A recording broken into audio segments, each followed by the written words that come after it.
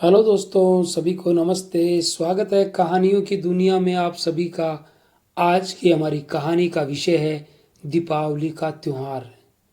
आज है दीपावली और सभी को दीपावली की हार्दिक शुभकामनाएं।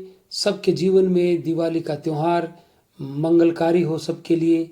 और आज हम जानेंगे कि दीपावली का त्योहार क्यों मनाते हैं, क्यों नहीं होती लक्ष्मी जी के साथ भगवान विष्णु की पूजा, भगवान राम वनवास से 14 वर्ष के बाद अयोध्या लौटे तो भगवान राम की दीपावली पर पूजा क्यों नहीं होती, लक्ष्मी जी की पूजा क्यों होती है।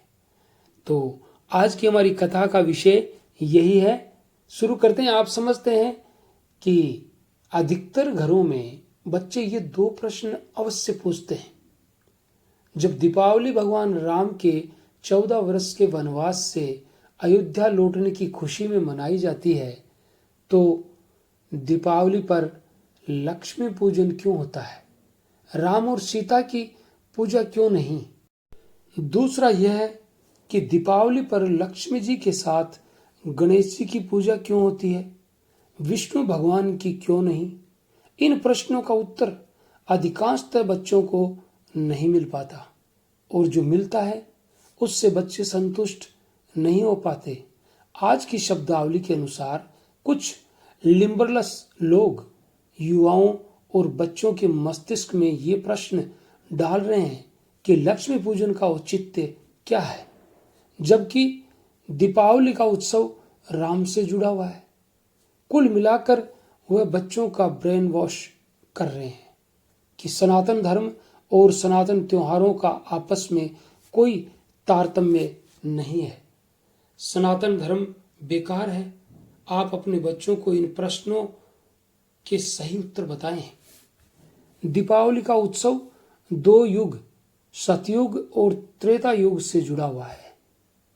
सतयुग में समुद्र मंथन से माता लक्ष्मी उस दिन प्रकट हुई थी और इसलिए लक्ष्मी जी का पूजन होता है। भगवान राम भी त्रेता युग में इसी दिन अयोध्या लौटे थे, तो अयोध्या वासियों ने घर घर दीपमाला जलाकर उनका स्वागत किया था, इसलिए इसका नाम दीपावली है। अतः इस पर्व के दो नाम हैं, लक्ष्मी पूजन जो सतयुग से जुड़ा है और दूजा दीपावली जो त्रेता युग प्रभु राम और दीपों से जुड़ा है। लक्ष्मी गणेश का आपस में क्या रिश्ता है और दिवाली पर इन दोनों की पूजा क्यों होती है। लक्ष्मी जी सागर मंथन में मिली, भगवान विष्णु ने उनसे विवाह किया और उन्हें सृष्टि की धन और ऐश्वर्य की देवी बनाया गया। लक्ष्मी जी ने धन बांटने के लिए कुबेर को अपने साथ रखा। कुबेर बड़े ही कंजूस थे, वे धन बांटते ही नहीं थे, वे खुद धन के भंडारी बन बैठे थे। माता लक्ष्मी खिन्न हो गई, उनकी संतानों को कृपा नहीं मिल रही थी। उन्होंने अपनी व्यथा भगवान विष्णु को बताई। भगवान विष्णु ने कहा कि तुम कुबेर के स्थान पर किसी अन्य को धन बांटने का काम सौंप दो। मां लक्ष्मी बोली कि यक्षों के राजा कुबेर मेरे परम भक्त हैं, उन्हें बुरा लगेगा। तब भगवान विष्णु ने उन्हें गणेश जी की विशाल बुद्धि को प्रयोग करने की सलाह दी। मां लक्ष्मी ने गणेश जी को भी कुबेर के साथ बैठा दिया।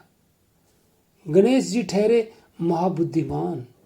वे बोले, मां, मैं जिसका भी नाम बताऊंगा उस पर आप कृपा कर देना, कोई किंतु परंतु नहीं। मां लक्ष्मी ने हां कर दी। अब गणेश जी लोगों के सौभाग्य के विघ्न रुकावट को दूर कर उनके लिए धनागमन के द्वार खोलने लगे। कुबेर भंडारी देखते रह गए।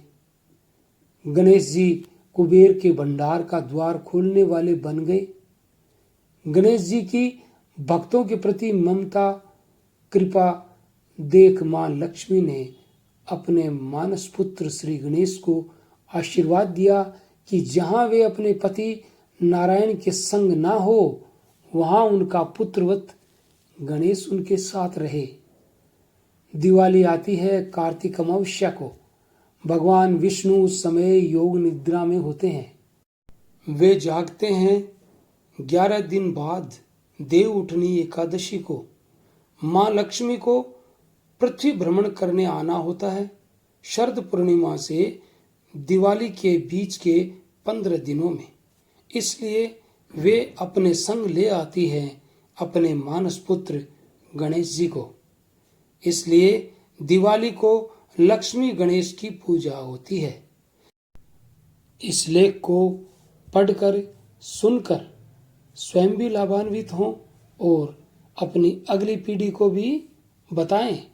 दूसरों के साथ इस लेख का साझा भी करें। तो ये थी दीपावली के त्योहार पर लक्ष्मी जी और गणेश जी की पूजा के विषय में दुर्लभ जानकारी। अगर आपको अच्छी लगी तो हमारे चैनल को लाइक, शेयर, कमेंट और सब्सक्राइब जरूर करें और मिलते हैं कल किसी नई कथा के साथ। तब तक के लिए एक बार फिर से दीपावली की सभी को बहुत बहुत शुभकामनाएं। Thanks for watching.